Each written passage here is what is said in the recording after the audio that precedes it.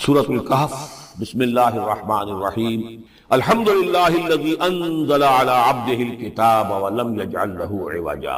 یہ پوائنٹ میں نوٹ کرا چکا ہوں کہ آخری آیت کیا تھی؟ قل الحمدللہ،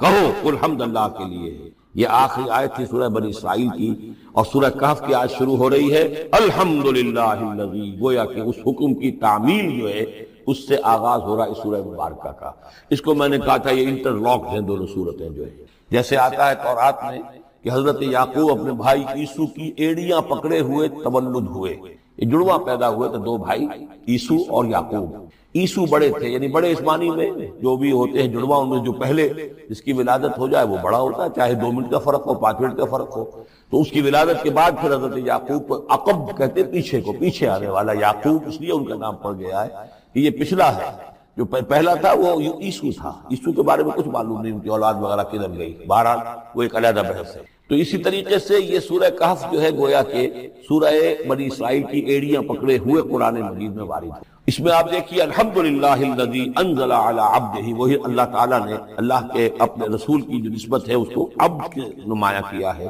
کتاب نازل کی ولم یجعل لہ عوجا، اور اس نے کوئی کجی نہیں رکھی، قیما سیدھی، ٹھیک ٹھیک، روشن مبین، لینذر بأسا شدیدا۔ اب یہ ہے لفظ جو بہت زیادہ غور کرنے کے قابل ہے۔ اس کتاب کے حضور پر نزول کے مقاصد میں سے ایک یہ بھی ہے خبردار کر دیں ایک بہت بڑی آفت سے۔ ویسے باسن جب واحد آتا ہے تو عام طور پر اس کے معنی جنگ ہوتے ہیں، جب جمع میں آتا ہے تو سختی، مصیبت، بھوک، فاقہ، یہ سارے بأسا۔ آیت البر میں بھی ہم نے پڑھا والصابرین فی البأساء والضراء وحین البأس۔ بأسا جب جمع میں آیا ہے تو فقر و فاقہ، تکلیف، مصیبت، اور حین الباس جنگ کے وقت۔ تو ان دونوں کو ذہن میں رکھیے،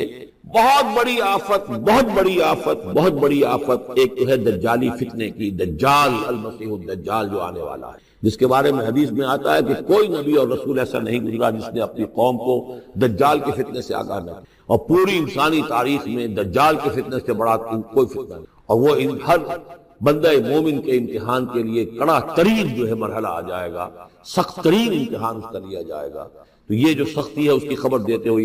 یہ سورہ مبارکہ نازل ہو رہی ہے۔ اور خاص طور پر اسے باسن اگر جنگ کے معنی میں لیں تو الملحمۃ العظمیٰ، کتاب الملاحم، جو کہ آپ دیکھیں گے احادیث کی کتابوں میں پورا باب ہے کتاب الملاحم، اور اس کا تعلق بھی دجال کے ساتھ ہے، کیونکہ پھر دجال ہی کو قتل کریں گے حضرت مسیح علیہ السلام نازل ہو کر۔ تو یہ سارا مسئلہ جو ہے اس کی خبر دینے کے لیے قیما لینذر بأسا شدیدا من لدنہ،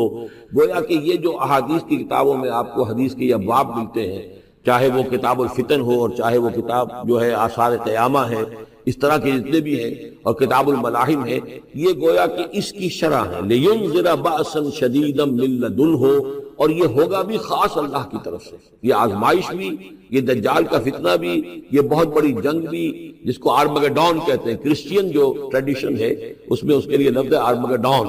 ایک بہت بڑی جنگ ہوگی۔ ڈکشنری میں بھی آپ دیکھیں گے کہ خیر اور شر کی قوتوں کے درمیان اس دنیا کے خاتمے سے پہلے ایک بہت بڑی جنگ ہونی ہے جس کا نام یہ آرمگڈون ہے۔ لینذر بأسا شدیدا من لدنہ وَيُبَشِّرَ الْمُؤْمِنِينَ الَّذِينَ يَعْمَلُونَ الصَّالِحَاتِ، اور تاکہ بشارت دے وہ ان اہل ایمان کو جو نیک عمل کرتے ہوں، أَنَّ لَهُمْ أَجْرًا حَسَنًا، کہ ان کے لیے ہوگا بہت اچھا بدلہ، مَاكِثِينَ فِيهِ أَبَدًا، اور وہ اس میں رہیں گے ہمیشہ ہمیشہ۔ یہ جو دجالی فتنہ ہے اس کے ساتھ ایک خاص مناسبت ہے سورہ مبارکہ کی۔ احادیث میں آتا ہے کہ دجالی فتنے کے اثرات سے بچنے کے لیے اس سورہ مبارکہ سے ذہنی اور قلبی رشتہ مفید ہے، اس کی تلاوت کرتے رہنا، خاص طور پر جمعے کے روز۔ پوری سورہ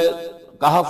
ورنہ یہ کہ کم سے کم اس کی ابتدائی اور آخری آیات ان کی بڑی اہمیت ہے۔ دجالی فتنہ اصل میں کیا ہے سمجھ لیجئے کہ ایک تو ہے دجالی فتنہ بالعموم، دجل کہتے ہیں فریب کو، جیسے کہ کوئی نبی نہیں ہے، وہ اس نے فریبی لبادہ اوڑھ لیا، نبوت کا دعویٰ کر رہا ہے، وہ دجال ہے۔ تو اس طرح کی تو حضور نے فرمایا ہے کہ 30 دجال پیدا ہوں گے، انہی میں سے ایک ہمارے زمانے کے اندر جو ہے یہ غلام احمد قادیانی بھی تھا، وہ دجال تھا، جس نے کہ اعلان کیا کہ میں نبی ہوں جبکہ وہ نبی نہیں تھا۔ تو فریبی بنا ہوا جس نے کہ ملمہ اپنے اوپر چڑھایا ہوا ہے۔ اسی طریقے سے دجالی فتنہ یہ جو ہے اس پوری دنیا میں اس وقت جو فتنہ ہے وہ یہ ہے کہ مادہ پرستی کا اتنا غلبہ ہو چکا ہے ذہنوں کے اوپر، افکار کے اوپر، لوگوں کے نظریات کے اوپر، لوگوں کے اخلاق کے اوپر، لوگوں کے اقدار جو ہیں، ویلیوز جو ہیں اس کے اوپر، کہ وہ آخرت کو بالکل بھول گئے، اللہ کو بھول گئے، اسباب کے اندر گم ہے، مسبب الاسباب سے ظہور ہو گیا، دنیا ہی دنیا ہے، آخرت کو بھولے ہوئے، مادہ ہی مادہ ہے، روح سے کوئی سروکار ہی نہیں۔ یہ ہے بالعموم جس کا نام دجالی فتنہ ہے، کہ حقیقت کے اوپر پردہ پڑا ہوا ہے،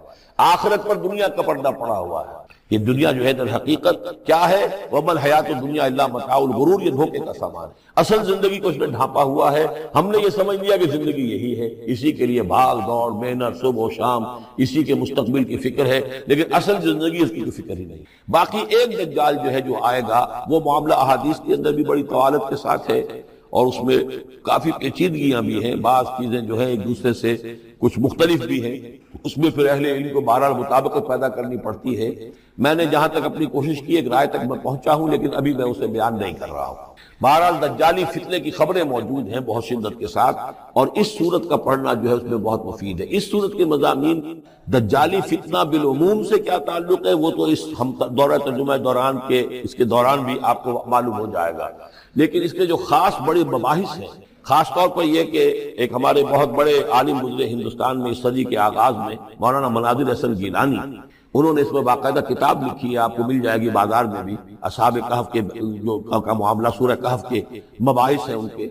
میں نے اس کو اپنی ایک تقریر کے اندر کسی خطاب جمعہ میں سورہ کہف کے مضامین کا خلاصہ بیان کیا تھا، جس کا عنوان ہے دنیا کی حقیقت۔ ظاہر بات ہے تفاصیل زیادہ جو ہیں وہ میرے لیے ممکن نہیں ہے کہ اس دورہ ترجمہ کے دوران بیان کر سکوں۔ وَيُنذِرَ الَّذِينَ قَالُوا اتَّخَذَ اللَّهُ وَلَدًا، اور خبردار کر دے ان لوگوں کو جنہوں نے کہا کہ اللہ نے بیٹا بنایا۔ یہ ساری دجالیت جو ہے اس کی جڑ کیا ہے؟ مسیحیت، جو موجودہ مسیحیت ہے، جو حقیقت میں مسیحیت نہیں ہے، پولزم، جس کی بنیاد تثلیث پر ہے کہ اللہ کا بیٹا بنا دیا حضرت مسیح علیہ السلام کو، اور انہیں کفارہ بنا دیا تمام جو بھی مان لے ان کو ان کے گناہوں کا، پیش کی معافی ہے ان کے گناہوں کی جو حضرت مسیح پر ایمان لے آئے، اور نمبر 3 شریعت ساخت کر دی، اور نمبر 4 سارا اختیار جو ہے وہ پوپ کے ہاتھ میں دے دیا گیا کہ تم جو چاہو جس چیز کو چاہو حلال کرو، جس چیز کو چاہو حرام کر دو۔ ان چیزوں نے مل کر نفس مذہب کو اس قدر قابل نفرت سے بنا دیا کہ یورپ کے عوام کے اندر مذہب کے خلاف شدید نفرت پیدا ہو۔ چنانچہ اس کے بعد جب مسلمانوں کے زیر اثر وہاں پر علم پھیلا ہے، ہسپانیہ کی یونیورسٹیوں سے علوم اور فنون جو ہیں، یہ فرانس اور اٹلی اور جرمنی کے نوجوان آتے تھے، اور وہاں آ کر وہ قرطبہ اور غرناطہ اور طریقہ کی یونیورسٹیوں سے پڑھ کر جاتے تھے، تو ان کے زیر اثر جو ایک ریفارمیشن شروع ہوئی، اصلاح مذہب، اور ایک رینائسنس، تحریک احیاء العلوم، وہ جو اصل تو تحریک تھی اس بات کی کہ انسان علم کی طرف دوبارہ رجوع کرے، لیکن یہ کہ وہ علم جب آگے بڑھا ہے تو وہاں پہ عیسائیت کے خلاف جو رد عمل تھا اس کی وجہ سے اس میں مذہب کی دشمنی جو ہے اس تحریک کے اندر خود بخود شامل ہو گئی۔ تو مذہب سے بیزاری، روحانیت کا انکار، آخرت سے بالکل بے پرواہی اور اس کا بھی انکار، اور خدا ہے یا نہیں ہے اس سے کوئی سروکار نہیں، یہ جو اس تہذیب کے اصل میں اثرات بنے ہیں سارے، یہ اسی غلطیوں کا یہ اثرات ہیں، نتائج ہیں کہ جو عیسائی مذہب کے اندر جو یہ تحریفات کر کے جو غلطیاں کی گئی، اس کو یہاں کہا گیا ہے کہ ان لوگوں نے کہ جنہوں نے یہ عقیدہ ایجاد کیا، ما لہم بہ من علم، ان کے پاس اس کے لیے کوئی علمی سند نہیں ہے، ولا لآبائہم، نہ ان کے آباء و اجداد کے پاس کوئی سند تھی، کبرت کلمۃ تخرج من افواہہم، بہت بڑی بات ہے جو ان کے منہ سے نکل رہی ہے، بہت بڑی گستاخی ہے جو یہ اللہ تعالیٰ کی شان میں کر رہے ہیں۔ ان یقولون الا کذبا، یہ نہیں کہہ رہے مگر جھوٹ، سراسر سیدھا سفید جھوٹ بول رہے ہیں۔ فلعلک باخع نفسک علی آثارہم، تو اے نبی شاید کہ آپ اپنے آپ کو ہلاک کر لیں گے ان کے جو اثرات پڑنے والے ہیں، عیسائیت کے اس غلط عقیدے کے جو نتائج برآمد ہوئے ہیں، جب یہ نتائج ظاہر ہوں گے تو وہ اتنے سنگین ہوں گے، فلعلک باخع نفسک، کہ ان کے احساس سے اور ان کے ادراک سے شاید کہ آپ اپنے صدمے سے اپنے آپ کو ہلاک کر لیں۔ ان لم یؤمنوا بہذا الحدیث اسفا، اگر یہ لوگ اس حدیث پر، اس قرآن پر، یہ بات جو بتائی جا رہی اس پر ایمان نہ لائے، اس پر ایمان نہ لائے، اپنے اس غلط عقیدے پر قائم رہے، اس غلط مذہب کو انہوں نے برقرار رکھا، تو اس کا جو رد عمل ہوگا نوع انسانی پر، اور اس سے تاریخ انسانی اور انسانی ثقافت جس غلط رخ پر پڑے گی، جو دجالیت کا فتنہ اسے جنم لے گا، ان تمام چیزوں کے اثرات سے شاید آپ کو اتنا صدمہ ہو کہ فَلَعَلَّكَ بَاخِعٌ نَفْسَكَ عَلَىٰ آثَارِهِمْ إِن لَّمْ يُؤْمِنُوا بِهَٰذَا الْحَدِيثِ أَسَفًا إِنَّا جَعَلْنَا مَا عَلَى الْأَرْضِ زِينَةً لَّهَا، ہم نے زمین کے اوپر جو کچھ ہے اسے اس کا گہنا بنا دیا ہے، بناؤ سنگھار بنا دیا ہے، زینت بنا دیا ہے۔ یہ آپ نوٹ کر لیجئے، لفظ زینت اور زمین میں اس کی زیبائش اور آرائش، یہ اس سورہ مبارکہ کا عمود ہے، یعنی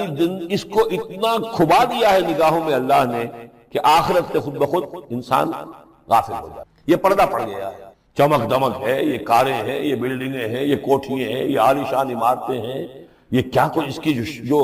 یوں سمجھیے پومپ اینڈ شو جو ہے اس وقت دنیا کا، اور ظاہر بات ہے امریکہ میں جا کر دیکھیے تو جو کچھ یہاں دیکھ رہے ہیں اس سے 10 گنا 100 گنا 1000 گنا آپ کو نظر آئے گا، عقلیں دنگ ہو جاتی ہیں۔ نتیجہ کیا نکلتا ہے کہ انسان یہ سمجھتا ہے کہ اصل شے یہی مادہ ہی ہے، اصل ہدایت پہ یہی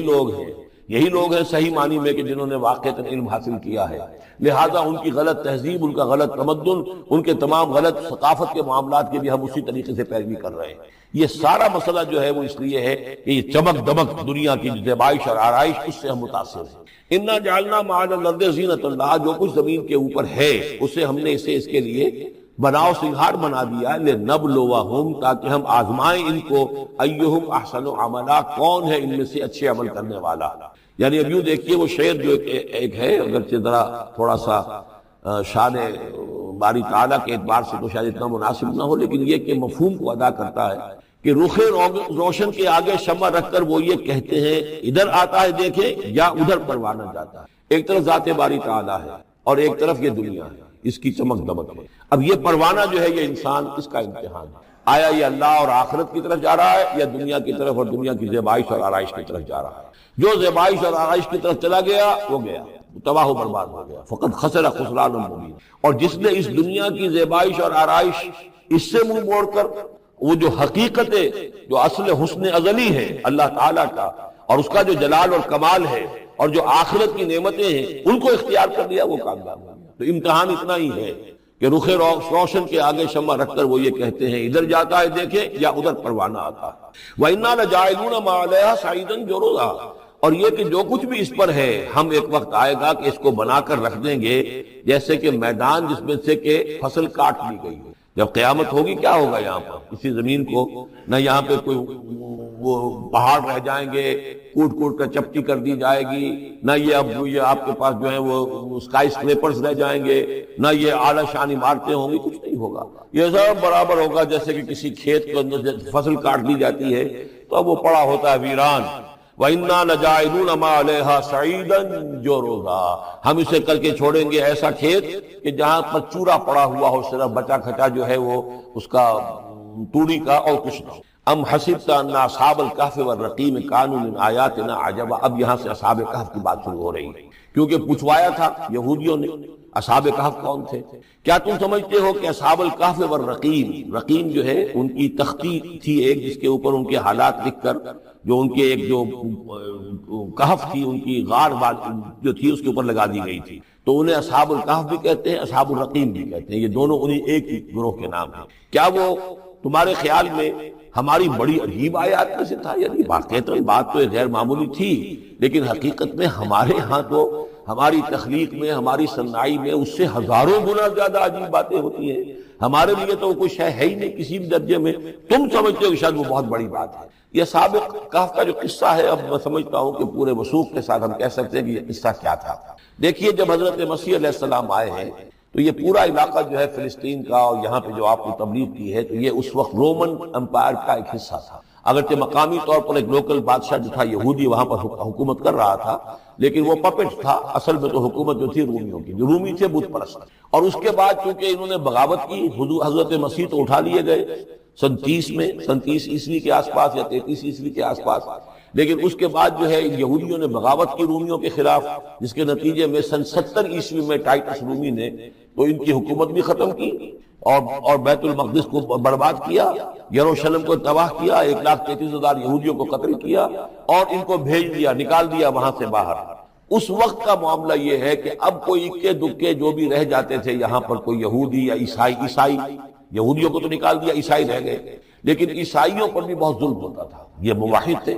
حضرت عیسیٰ کے ماننے والے، وہ بت پرست تھے۔ تو اس زمانے میں کہیں بادشاہ کوئی تھا ڈیسیس یا دقیانوس جس کو کہتے ہیں، اس کے زمانے میں کچھ جو عیسائی تھے حضرت عیسیٰ پر ایمان رکھتے ہیں، آج کے عیسائیوں پر قیاس نہ کیجئے، جو نصارہ تھے حضرت عیسیٰ کو ماننے والے جو موحدین تھے، ان میں سے کچھ نوجوانوں کی پیشی ہوئی بادشاہ کے دربار میں۔ انہوں نے کہا کہ تم اپنے نئے دین سے اگر باز نہیں آؤ گے، اتنے دن کی مہلت تمہیں دی جا رہی ہے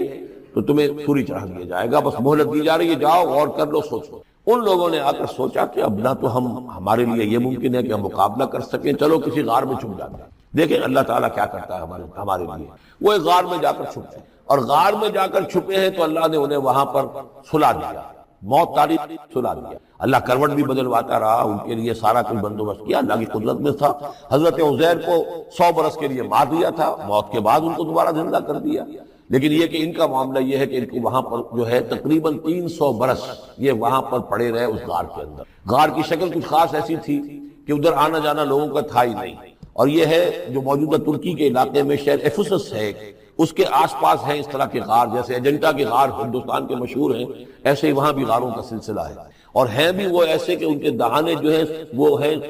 شمال کی جانب، تو دھوپ ان میں براہ راست نہیں جاتی، صرف یہ کہ ریفلیکٹڈ لائٹ تو آتی ہے لیکن یہ کہ براہ راست دھوپ نہیں جاتی، تو ایک طرح کا اندھیرا تھا اس کے اندر، ٹوائی لائٹ جسے آپ کہہ لیں وہ رہتا ہے سارا دن۔ وہاں پر یہ 300 برس تک سوتے۔ اس 300 برس کے عرصے میں یہ ہوا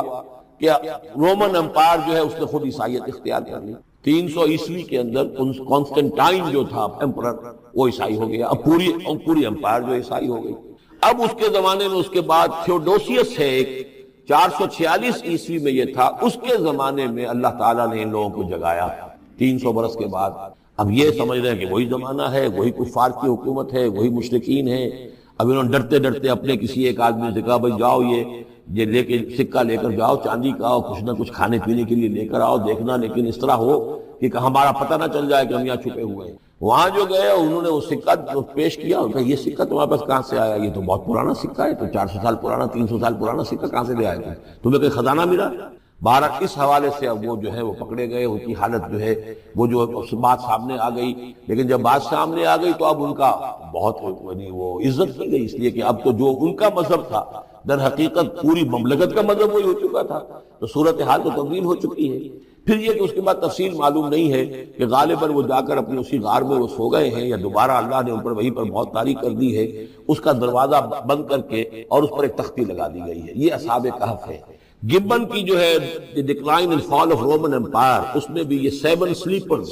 7 سونے والے، ان کی کہانی موجود ہے۔ یہ چیز جو ہے گویا کہ رومن لٹریچر کے اندر موجود تھی، اس کا جو ذکر موجود تھا، اور قرآن مجید میں یہ امتحاناً سوال کیا گیا حضور سے، تو اس کا جواب دیا گیا کہ یہ 300 برس تک کچھ لوگوں کو سلا دینا یہ اللہ تعالیٰ کے نزدیک تو کوئی بڑی بات نہیں ہے، تمہارے نزدیک ام حسبت ان اصحاب الکہف والرقیم کانوا من آیاتنا عجبا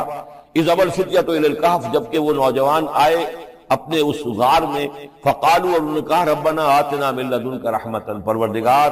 اب خاص اپنے خزانہ فضل سے ہمارے لیے رحمت کا بندوبست فرما، وہیئ لنا من امرنا رشدا، اور ہمارے لیے ہمارے معاملے کے اندر جو ہے وہ کوئی عافیت کا بندوبست فرما۔ فضربنا علی آذانہم، تو ہم نے تھپکی دے دی ان کے کانوں پر، فی الکہف سنین عددا، اسی وہ غار کے اندر جو ہے وہ سوتے رہے کئی سال۔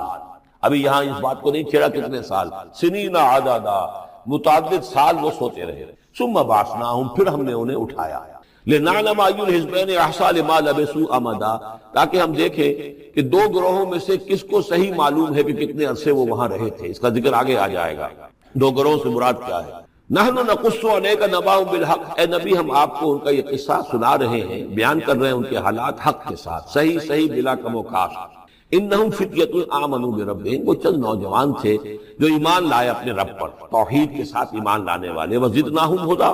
اور ہم نے ان کی ہدایت میں اور اضافہ فرمایا،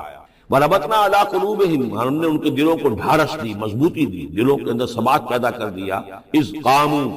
جب وہ بادشاہ کے دربار میں کھڑے ہوئے اور جیسے کبھی حضرت ابراہیم علیہ السلام نے بات کی تھی اسی طرح ڈٹ کر انہوں نے بات کی، اذ قاموا فقالوا، اور انہوں نے کہا ربنا رب السماوات والارض، ہمارا رب تو وہ ہے جو آسمانوں اور زمین کا رب ہے، ہم کسی اور رب کو ماننے کے لیے تیار نہیں، کسی اور دیوی کو، کسی دیوتا کو، کسی بت کو ہم ماننے کو تیار نہیں۔ لن ندعو من دونہ الہا لقد قلنا اذا شططا، ہم اس کے ایک الہ کے سوا کسی اور کو پکارنے کے لیے تیار نہیں ہیں، ہم نے اگر ایسی کوئی بات کہی تو یہ تو عقل سے بہت دور کی بات ہو جائے گی۔ ہؤلاء قوم اتخذوا من دونہ آلہہ، یہ جو ہماری قوم ہے اس نے بہت سے آلہہ جو ہیں اختیار کر لیے ہیں اللہ کے سوا، انہوں نے اختیار کر لیے ہیں بہت سے آلہہ اس کے سوا، لولا یاتون علیہم بسلطان بین، تو کیوں نہیں وہ پیش کرتے ان کے اوپر کوئی دلیل، کوئی سند، کوئی اللہ کی طرف سے اتاری ہوئی سند ہو، کوئی آسمانی کتاب ہو۔ فمن ازلم ممن افترى علی اللہ کذبا، تو کون ظالم ہوگا اس شخص سے بڑھ کر کہ جس نے اللہ تعالیٰ کی طرف جھوٹ گھڑ کر منسوب کر دیا۔ تمہارے لیے اب مہلت صرف چند دن کی ہے، اس میں تم فیصلہ کر لو، اگر تم اپنے دین سے واپس نہیں پھرو گے اور ہمارے دین میں واپس نہیں آؤ گے، اپنے دین کو چھوڑ کر نئے دین کو، تو تمہیں ہم ہلاک کر دیں گے۔ اب یہ وہاں سے جا کر مشورہ کر رہے ہیں۔ وَإِذْ اعْتَزَلْتُمُوهُمْ، اور دیکھو جب تم نے اب ان سے اپنے آپ کو علیحدہ کر لیا ہے، وَمَا يَعْبُدُونَ إِلَّا اللَّهَ، اور ان ہستیوں کو بھی تم نے چھوڑ دیا جن کی وہ پرستش کرتے ہیں اللہ کے سوا، فَآوُوا إِلَى الْكَهْفِ، تو اب آؤ کسی کھو میں، کسی غار میں پناہ لینے، ینشر لکم ربکم من رحمتہ، تمہارا رب تمہارے لیے وہاں کوئی رحمت کا سامان کر دے گا، وَيُحَيِّ لَكُم مِّنْ أَمْرِكُم مِّرْفَقًا، اور تمہارے معاملے کے اندر اللہ تعالیٰ خاص اپنی طرف سے کوئی نرمی اور کوئی آسائش کا سامان پیدا فرما دے گا۔ وَتَرَى الشَّمْسَ إِذَا طَلَعَتْ تَزَاوَرُ عَنْ كَهْفِهِمْ ذَاتَ الْيَمِينِ، اور تم دیکھو کہ سورج جب طلوع ہوتا تھا تو وہ ان کی اس غار سے کنی کتراتا ہوا داہنی طرف نکل جاتا تھا، یعنی براہ راست دھوپ جو ہے اس میں نہیں آتی تھی۔ وَإِذَا غَرَبَتْ، جب ڈوبتا تھا، تَقْرِضُهُمْ ذَاتَ الشِّمَالِ، تو بھی وہ کنی کترا جاتا تھا بائیں طرف، تو گویا کہ سورج جو ہے یوں جا رہا ہے اور اس غار کا جو منہ ہے وہ شمال کی طرف ہے، لہذا براہ راست جو ہے داہنی طرف سے ہو کر بائیں طرف سے ہو کر سورج نکل گیا، دھوپ جو ہے براہ راست اس پر نہیں آ رہی۔ اسی اصول پر آج کل جو بڑی بڑی بلڈنگز بنتی ہیں جو کارخانوں کی اور ملز کی، اس میں یہ نارتھ لائٹ شیلز بنائے جاتے ہیں، ایسے شیل روف کی ہوتے ہیں کہ جس میں پھر روشنی جو ہے وہ نارتھ کی طرف سے لیتے ہیں، کیونکہ ہمارے ہاں جو سورج ہے وہ کبھی بھی نارتھ میں نہیں جاتا، لہذا جو ہے سورج براہ راست کبھی نہیں آئے گا بلکہ انڈائریکٹ لائٹ آئے گی۔ وَهُمْ فِي فَجْوَةٍ مِّنْهُ، اور وہ جو اس غار کی اندر سے کھلی تھی، اس کھلی غار کے اندر جا کر وہ لیٹ گئے، سو گئے۔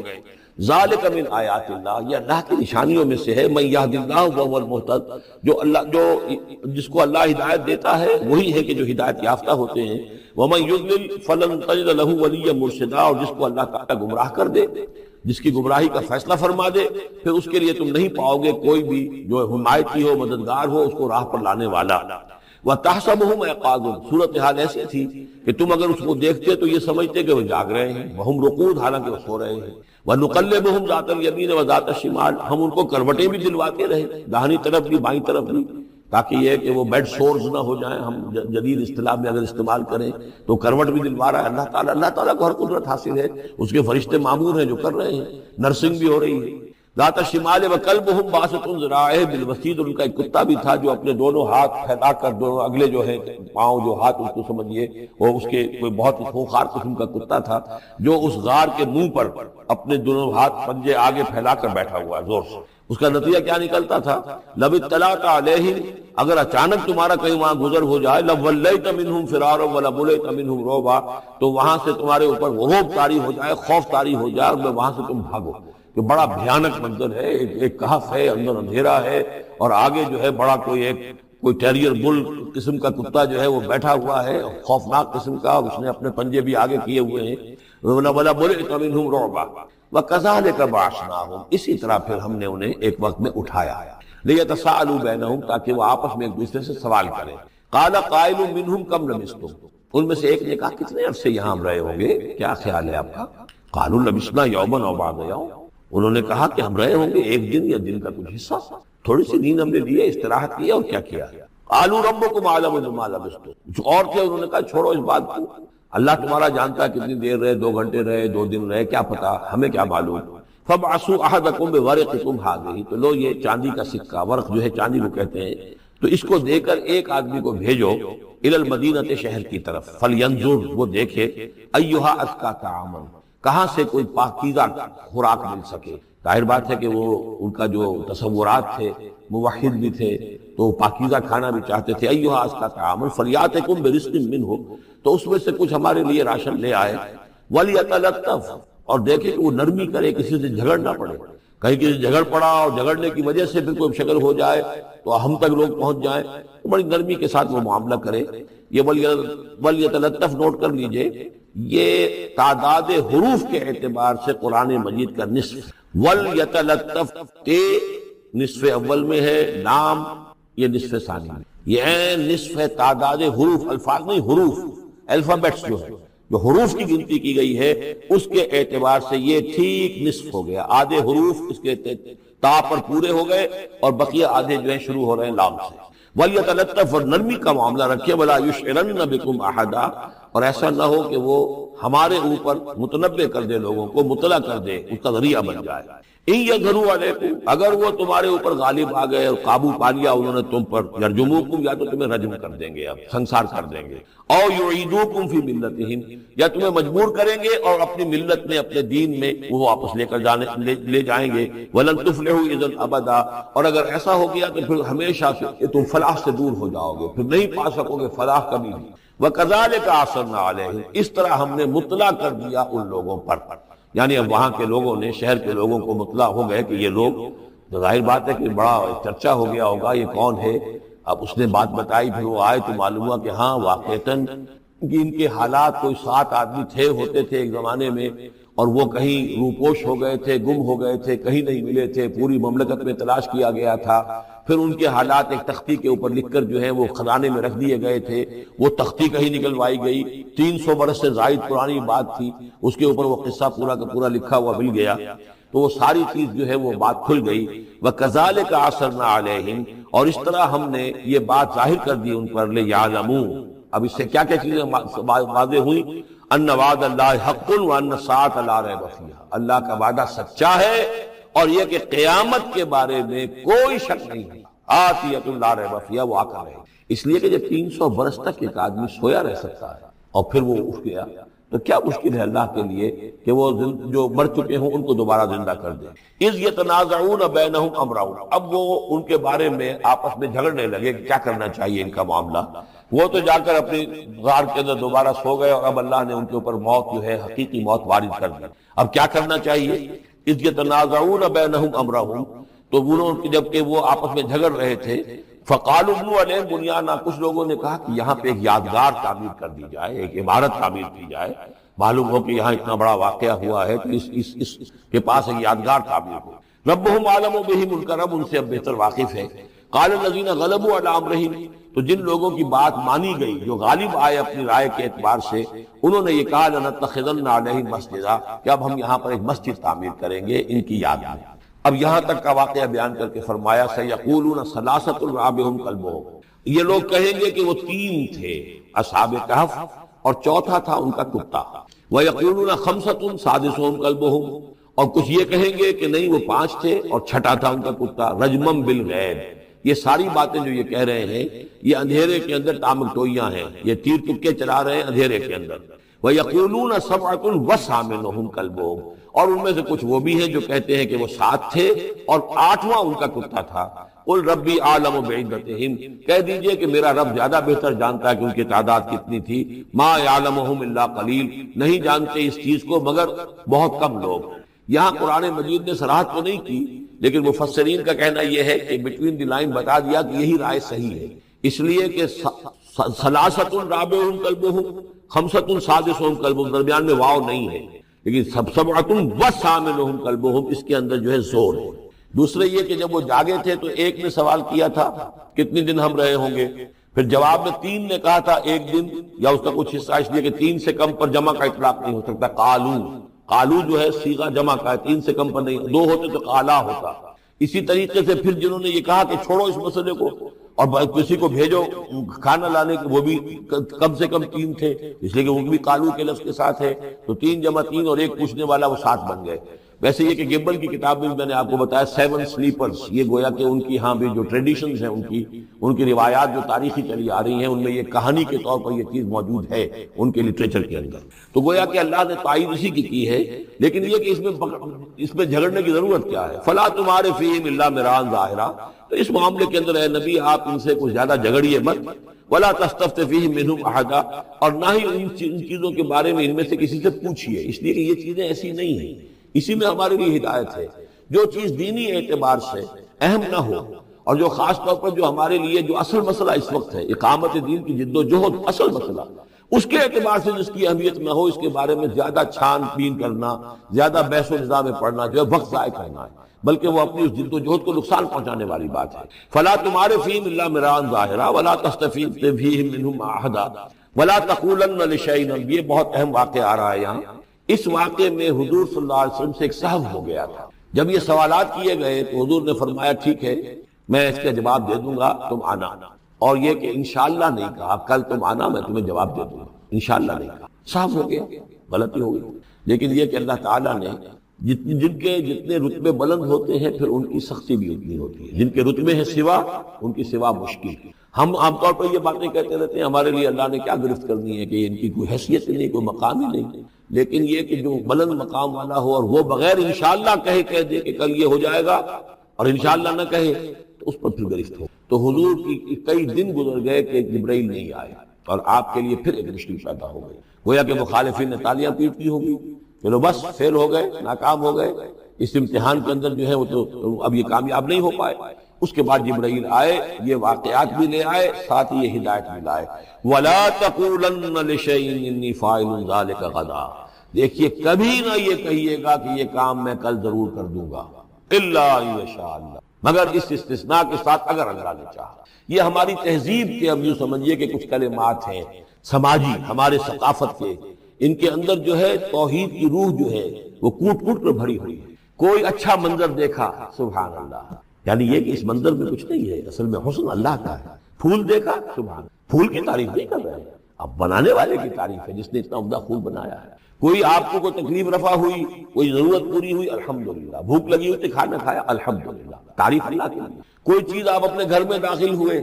منظر اچھا لگا، بچے کھیل رہے ہیں، بڑا اچھا ماحول ہے، کہیے ماشاءاللہ ماشاءاللہ، جو اللہ کو پسند. یہ جو کچھ ہے وہ اللہ کی مشیت سے، یہ کوئی میری صلاحیت سے، میری قوت سے تو نہیں ہے. اسی طرح سے کوئی کام کرنا، انشاءاللہ میں یہ کام کرنا تو چاہتا ہوں، ارادہ تو ہے، لیکن ظاہر بات ہے کہ اللہ تعالیٰ کی مشیت کے بغیر، اللہ کی مرضی اور اذن کے بغیر تو نہیں ہو سکتا. تو یہ بھی گویا کہ، اور یہ سارے کلمات اس صورت میں آپ کو مل جائیں گے، ماشاءاللہ، انشاءاللہ. اور اس سے پہلے ہم الحمدللہ سے شروع کر چکے ہیں. الحمدللہ الذی انزل علی عبدہ الکتاب ولم یجعل لہ عوجا ولا تقولن لشیء انی فاعل ذلک غدا الا ان یشاء اللہ واذکر ربک اذا نسیت، اور اپنے رب کو یاد کر لیا کیجئے جب آپ بھول جائیں. یعنی یہ کہ اگر کسی وقت بھول جائیں تو پھر جب یاد آ جائے وَاذْكُرْ رَبَّكَ، تو پھر اللہ تعالیٰ کی طرف دھیان لگائیے. وَقُلْ عَسَىٰ أَن يَهْدِيَنِ رَبِّي لِأَقْرَبَ مِنْ هَٰذَا رَشَدًا، اور کہیے کہ ہو سکتا ہے کہ میرا رب اس معاملے میں اس سے بہتر راہ کی طرف میری رہنمائی کر دے. یعنی میں یہ کیوں کہوں کہ یہ کام میں کروں گا، ہو سکتا ہے اللہ تعالیٰ جو ہے اس سے بہتر کوئی صورتحال پیدا کر دے. لہذا اس معاملے کے اندر بھی کوئی زیادہ جازم ہو جانا نہیں چاہیے، بلکہ معاملات کو تفویض الامر الی اللہ، سپردم بتو مایا خیشرا تو دانی حساب کم و بیشرا. تو اس طریقے سے انسان جو ہے اللہ تعالیٰ کے حوالے کیے رکھے. وَلَبِثُوا فِي كَهْفِهِمْ ثَلَاثَ مِائَةٍ سِنِينَ وَازْدَادُوا تِسْعًا، اور وہ رہے اپنی اس غار میں 300 برس اور اس کے اوپر 9 سال. اس کی تعبیر کیا ہے؟ شمسی حساب سے 300 برس، اور یہ 300 برس جو شمسی ہوتے ہیں جو سولر کیلنڈر کے، وہ قمری حساب سے 309 بنے. اس حوالے سے یہ دونوں عدد بالکل. قُلِ اللَّهُ أَعْلَمُ بِمَا لَبِثُوا، کہیے یہ بھی اللہ بہتر جانتا ہے کتنے عرصے رہے، اس میں بھی بحث میں پڑھنے کی ضرورت نہیں. لہو غیب السماوات والارض، اللہ تعالیٰ ہی کے اختیار میں ہے اور اللہ ہی کے علم میں ہے غیب کل کا کل آسمانوں اور زمین کا. اب صرف یہی واس میں کیا ہی عجیب اور اچھا ہے وہ دیکھنے والا، اور کیا ہی اچھا ہے وہ سننے والا. اس کی سماعت، اس کی بصارت کا تم کیا اندازہ کرو گے. ما لہم من دونہ من ولی، ان کا کوئی ساتھی اور پشت بنا اور مددگار اور حمایتی نہیں ہے اس کے سوا. ولا یشرک فی حکمہ احدا، اور وہ اپنے حکم اور اختیار اور اپنی حاکمیت کے حق میں کسی کو شریک کرنے کو تیار نہیں ہے. یہ جو توحید حاکمیت اس کے بارے میں نوٹ کر لیجئے، سورہ یوسف میں ہم نے پڑھا ان الحکم الا للہ، ہمارا اللہ تعبدوا الا اياه ذلك الدين القیم۔ سورہ بنی اسرائیل کی آخری آیت میں آیا وَلَمْ يَكُنْ لَهُ شَرِيكٌ فِي الْمُلْكِ، بادشاہت میں اس کا کوئی شریک نہیں۔ یہاں فرمایا وَلَا يُشْرِكُ فِي حُكْمِهِ أَحَدًا، وہ اپنے حکم اور حاکمیت کے اختیار میں کسی کو شریک کرنے کے لیے تیار نہیں۔ وَاتْلُ مَا أُوحِيَ إِلَيْكَ مِن كِتَابِ رَبِّكَ، اور اے نبی تلاوت کیجئے جو آپ کی طرف وحی کی گئی ہے آپ کے رب کی کتاب میں سے۔ یعنی یہ جو سخت حالات ہیں جن سے آپ گزر رہے ہیں، دباؤ ہے آپ پر بہت شدید، اس میں آپ کے لیے سہارا کیا ہے؟ وَمَا صَبْرُكَ إِلَّا بِاللَّهِ، اور اللہ کے ساتھ اپنا قلبی تعلق اور ذہنی رشتہ قائم کرنے کے لیے سب سے مؤثر ذریعہ کیا ہے؟ قرآن مجید کی تلاوت۔ وَاتْلُ مَا أُوحِيَ إِلَيْكَ مِن كِتَابِ رَبِّكَ، جو بھی آپ کی طرف وحی کیا گیا ہے آپ کے رب کی کتاب میں سے، اس کی تلاوت کرتے رہا کیجئے۔ لَا مُبَدِّلَ لِكَلِمَاتِهِ، اس کی باتوں کو بدلنے والا کوئی نہیں ہے۔ وَلَن تَجِدَ مِن دُونِهِ مُلْتَحَدًا، اور اس کے سوا آپ کو کہیں کوئی پناہ نہیں ملے گی۔ پناہ دینے والا بھی وہی ہے، کوئی اور پناہ نہیں دے سکتا۔ سختی کتنی بھی ہے جھیلیے، برداشت کیجئے۔ اس سختی کو آسان بنا سکتے ہیں، اللہ کی کتاب کی تلاوت کریے اور کر کے سناتے رہیے اپنے ساتھیوں کو بھی، اسی سے تمہارے اوپر یہ سختیاں جو ہیں ہلکی ہو جائیں گی، ان بھاری چیزوں کو برداشت کرنا آسان ہو جائے گا۔ لیکن جان لیجئے پناہ ملے گی تو اللہ کے دامن میں۔ لن تجد من دونہ ملتحدا واصبر نفسک مع الذین یدعون ربهم بالغداة والعشی، اور اپنے آپ کو روکے رکھیے اور صبر کیجئے ان لوگوں کے ساتھ جو اپنے رب کو پکارتے ہیں صبح و شام۔ یہ اگرچہ غرباء میں سے ہیں، یہ بلال ہیں، یہ عبداللہ ابن ام مکتوم ہیں، یہ نابینا ہیں، یہ ابو فقی ہیں، یہ غلام ہیں، یہ عمار ہیں، اور یہ اسی طریقے سے خباب ہیں، لوہار ہیں۔ یہ لوگ جو ہیں آپ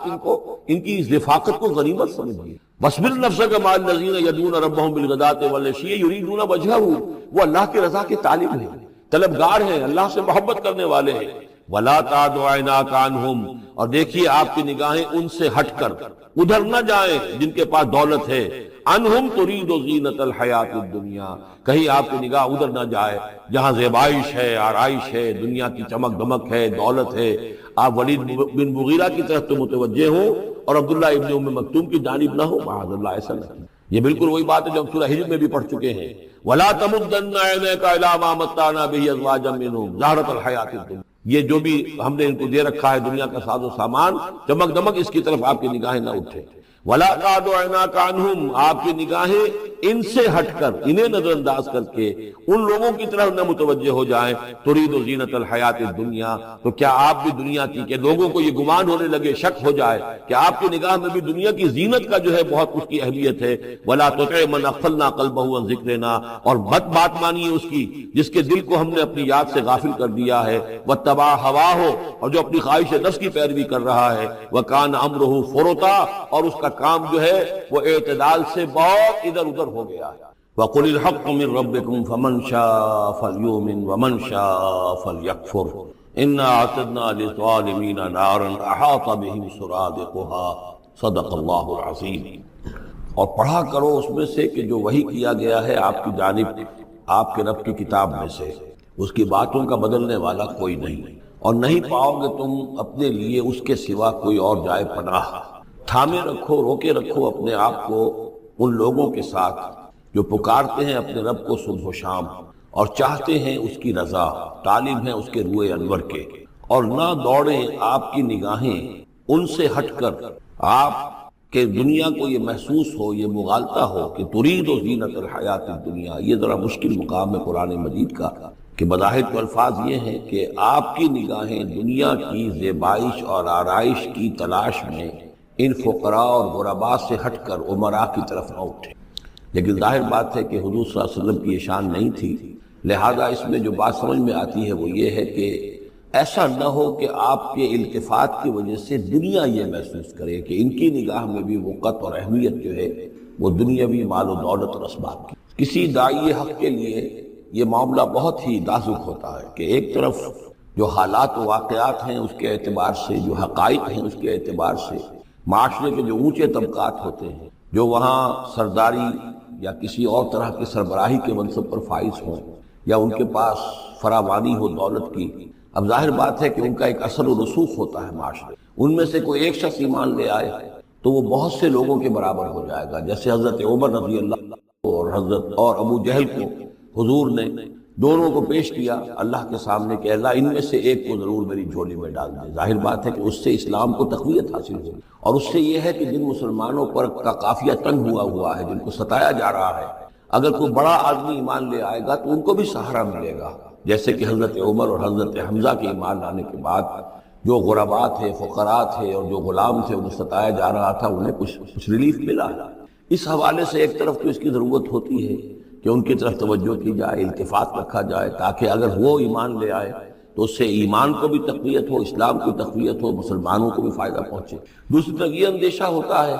کہ غرباء کا دل نہ دکھے۔ تیسری طرف یہ کہ لوگ یہ نہ سمجھیں کہ یہ بھی زیادہ جو ہے مدارات کرتے ہیں اور زیادہ التفات کرتے ہیں عمراء کی طرف، اہم لوگوں کی طرف، گویا کہ ان کی نگاہوں میں بھی دنیا کی انہی چیزوں کی وقت ہے، انہی چیزوں کی اہمیت ہے۔ تو یہ تین طرف کی چیز سمجھیے کہ یہ چکی دو پارٹوں والی نہیں، تین پارٹوں والی ہے، کہ جس میں کوئی داعی جو ہوتا ہے وہ اس مخمصے میں آ جاتا ہے کہ ایک طرف تقاضا یہ ہے خود تحریک کا، دعوت کا، اس جدوجہد کا، اس کے تقاضے یہ ہیں کہ ان کی طرف التفات ہو، ان کی طرف توجہ کی جائے تاکہ ان میں سے کچھ لوگ ایمان لے آئے تو کام میں سہولت حاصل ہو، مدد حاصل ہو۔ لیکن دوسری طرف یہ منفی دو اثرات بھی موجود ہیں، تو اس کے مابین جو ہے حکم دیا جا رہا ہے حضور صلی اللہ علیہ وسلم کو کہ بہرحال آپ یہ احتیاط کیجئے کہ یہ تاثر نہ ابھرنے پائے کہ محمد کے نزدیک بھی صلی اللہ علیہ وسلم اصل اہمیت جو ہے وہ دولت مند لوگوں کی۔ وَلَا تُطِعْ مَنْ أَغْفَلْنَا قَلْبَهُ عَنْ ذِكْرِنَا، اور مت کہنا مانیے ان لوگوں کا، یہ جیسا کہ میں نے بارہا عرض کیا ہے کہ دباؤ پڑ رہا تھا سرداران قریش کی طرف سے کہ کچھ ہماری بات مان لیجئے، کچھ ہم آپ کی مان لیں۔ تو یہاں گویا کہ اس میں پھر متنبہ کیا جا رہا ہے کہ جن لوگوں کو دلوں کو ہم نے اپنی یاد سے غافل کر دیا ہے، محروم کر دیا ہے، آپ ان کی باتیں سنیں بھی مت، ان کی طرف دھیان بھی مت بنیے۔ وَلَا تُطِعْ مَنْ أَغْفَلْنَا قَلْبَهُ عَنْ ذِكْرِنَا وَاتَّبَعَ هَوَاهُ وَكَانَ أَمْرُهُ فُرُطًا وَقُلِ الْحَقُّ مِنْ رَبِّكُمْ۔ یہ جو مضمون ابھی ہم نے دوبارہ پڑھا ہے، اس کو آپ دیکھیں گے کہ یہ 21ویں پارے کی آغاز میں پھر دوبارہ آئے گا کہ جب بھی شدید کشاکش کا دور آیا ہے تو اس میں یہی ہدایات اللہ تعالیٰ کی طرف سے آئی ہیں حضور کو اور حضور کی وساطت سے تمام اہل ایمان کو، کہ قرآن مجید کے ساتھ تمسک جو ہے اور مضبوط کرو، قرآن مجید کے ساتھ اپنے تعلق کو اور گہرا کرو، اور اس کو پڑھنا اور اس کا جو ہے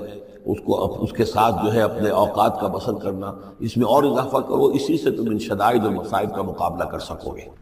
وَقُلِ الْحَقُّ مِنْ رَبِّكُمْ، اور کہہ دیجئے یہ حق ہے میرے رب کی طرف، تمہارے رب کی طرف سے جو میں پیش کر رہا ہوں۔ فَمَنْ شَاءَ فَلْيُؤْمِنْ وَمَنْ شَاءَ فَلْيَكْفُرْ، تو اب جو چاہے ایمان لائے، جو چاہے کفر کرے۔ یہ بالکل وہی بات ہے جو سورۃ الدہر میں کہی گئی ہے کہ اما شاکرا و اما کفورا، ہم نے پورا اختیار دے دیا، انا ہدیناہ السبیل اما شاکرا و اما کفورا، یہ اختیار ہم نے انسان کو دیا ہے، چاہے شکر گزار بندہ بنے، چاہے کفران نعمت کی روش اختیار کرے۔ تو یہاں انداز یہ ہے کہ آپ ان کفار سے کہہ دیں کہ میں دعوت پیش کر رہا ہوں، اب تمہیں ایمان لانا ہے لاؤ، کفر کرنا ہے کفر کرو، لیکن بین کی کوئی بات نہیں ہو سکتی، کوئی گیو اینڈ ٹیک،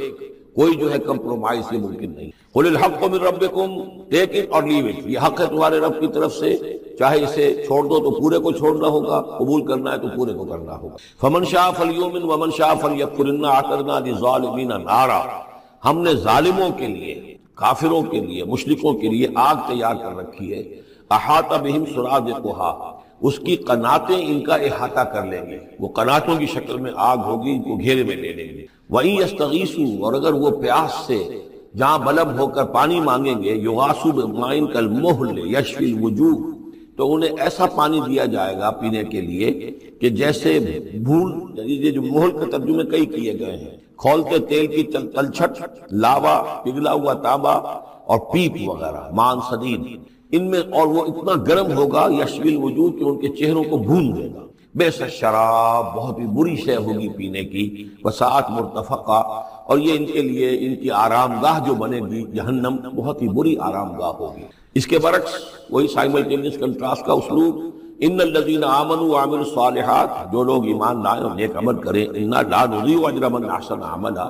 ہمارا یہ اصول نہیں ہے کہ جو لوگ اچھے عمل کریں ان کے اجر کو ہم ضائع کر دیں، ان کا اجر بھرپور انہیں ملے گا۔ اولئک لہم جنات عدن تجری من تحتہم الانہار، یہ وہ لوگ ہیں کہ جن کے لیے ہیں وہ رہنے والے باغات، ریزیڈینشل گارڈنز، جن کے دامن میں ندیاں بہتی ہوں گی، یحلون فیہا من اساور من ذہب، انہیں پہنائے جائیں گے وہاں کنگن سونے کے، وَيَلْبَسُونَ ثِيَابًا خُضْرًا مِّن سُندُسٍ، اور ان کو وہ پہنیں گے وہاں پر کپڑے سبز رنگ کے، باریک ریشم کے اور گاڑھے ریشم کے، یعنی اوپر کا لباس جو ہوگا وہ باریک ریشم کا ہوگا اور جو نیچے کا لباس ہوگا وہ گاڑھے ریشم کا ہوگا. متکئین فیہا علی الارائک، اور وہ وہاں پر تکیہ لگائے ہوئے، ٹیک لگائے ہوئے بیٹھے ہوں گے تختوں کے اوپر. نعم الثواب، کیا ہی اچھا بدلہ ہوگا. وحسنت مرتفقا، اور کیا ہی خوب ان کے لیے آرام گاہ ہوگی. 5ویں رکوع میں ایک مکالمہ آ رہا ہے 2 اشخاص کا. ایک شخص وہ ہے کہ جس کو اللہ نے دنیاوی نعمتیں جو بھی اس دور کی تھیں بھرپور دی ہیں، مادی وسائل بھرپور دے رکھے ہیں، اور وہ اس قدر اس کا معاملہ ٹھیک چل رہا ہے کہ ہوتے ہوتے اس کی نگاہ اب اللہ کی طرف سے ہٹ کر ان مادی اسباب و وسائل ہی پر جم گئی ہے. اس کا توکل اور اعتماد اسی پر قائم ہو گیا. ایک دوسرا شخص دنیاوی اعتبار سے مرفع الحال نہیں ہے، اس کے پاس دولت نہیں ہے، دنیاوی چیزیں نہیں ہیں، لیکن وہ اللہ تعالیٰ کی معرفت اسے حاصل ہے. وہ اس دولت مند آدمی کو بھی نصیحت کرتا ہے کہ تم اللہ کو بھول گئے ہو، تمہیں چاہیے کہ ہم تمام چیزوں کے اوپر جو بھی اللہ نے تمہیں دی ہے اس کا شکر ادا کرو، اس کا حق ادا کرو. لیکن اس نے اپنے گھمنڈ میں آ کر اسے بہت تلخ جواب دیا، میرے پاس یہ سب کچھ ہے تو گویا کہ میں اللہ تعالیٰ کا لاڈلا ہوں، چہیتا ہوں. تم جوتیاں پٹخار رہے ہو، تمہارے پاس کچھ نہیں ہے، تمہاری کوئی حیثیت نہیں ہے، تمہاری یہ حیثیت ہی نہیں کہ مجھے تم واعظ بھی کہو. لیکن یہ کہ اس پر پھر جو ان کے درمیان معاملہ ہوا تو انہوں نے کہا اس شخص نے کہ ہو سکتا ہے کہ اللہ تعالیٰ تمہارے سارے دولت کو اور مال و اسباب کو ضائع کر دے. لیکن یہ کہ اس نے کہا کیسے ہو سکتا ہے، میں نے سارا بندوبست ٹھیک کیا ہوا ہے. بہرحال نتیجہ یہ نکلا کہ اللہ تعالیٰ نے اس کی اس پوری دولت کو ایک طریقے سے ضائع کر دیا، اور پھر وہ اپنے ہتھیلیاں ملتا رہ گیا، کف افسوس ملتا رہ گیا. اور اس نے کہا ہائے کاش کہ میں نے اپنے رب کے ساتھ شرک نہ کیا. حالانکہ اس پورے رکوع میں کہیں کسی دیوی کا، دیوتا کا، کسی اور الہہ کا کہیں ذکر. تو اس رکوع میں سمجھنے کی بات یہ ہے کہ ایک شرک ہے مادہ پرستی کا شرک. مادی اسباب و وسائل پر اتنا تکیہ ہو جائے، اتنا توکل ہو جائے، اتنا اعتماد ہو جائے کہ پھر اللہ تعالیٰ کو انسان بھول جائے، مسبب الاسباب پر سے نگاہ ہٹ جائے اور وہ سمجھے کہ سارا اعتماد اور توکل میرا ان مادی اسباب و وسائل پر ہے. تو یہاں گویا کہ اس نے ان مادی وسائل و اسباب ہی کو اپنا معبود بنا. تو یہ شرک ہے جو اس دور کا سب سے بڑا شرک. اس دور میں بت پرستی کا شرک بہت کم رہ گیا ہے. اب ستارہ پرستی کا شرک کہاں رہ گیا ہے؟ کون لوگ ہیں جو ستاروں کو پوجتے ہیں؟ اب تو انسان سمجھتا ہے ستاروں تک تو ہم پہنچ ہی جائیں گے، ہمارا علم تو پہنچ ہی چکا ہے، چاند تک ہم اتر آئے ہیں، اب چاند کو کون پوجے گا؟ یہ جو اب ساری جو ہے اب جو پوجا پاٹ ہو رہی ہے وہ تو مادہ پرستی کی ہے، وہ دولت کی ہے، وہ در حقیقت یا وہ نظریاتی طور پر وطن پرستی ہے، اس کا ایک شرک ہے. تو یہ اس دور کے شرک کو سمجھنا بہت ضروری ہے. اور یہ رکوع اس اعتبار سے کہ اس میں کسی دیوی دیوتا کا ذکر نہیں ہے. تو شرک کون سا کیا اس نے؟ وہ شرک یہی ہے کہ اس نے دنیاوی مال و اسباب اور مادی اسباب و ذرائع کے اوپر اپنے سارے توکل کو جو ہے اس کے ساتھ منسلک کر دیا.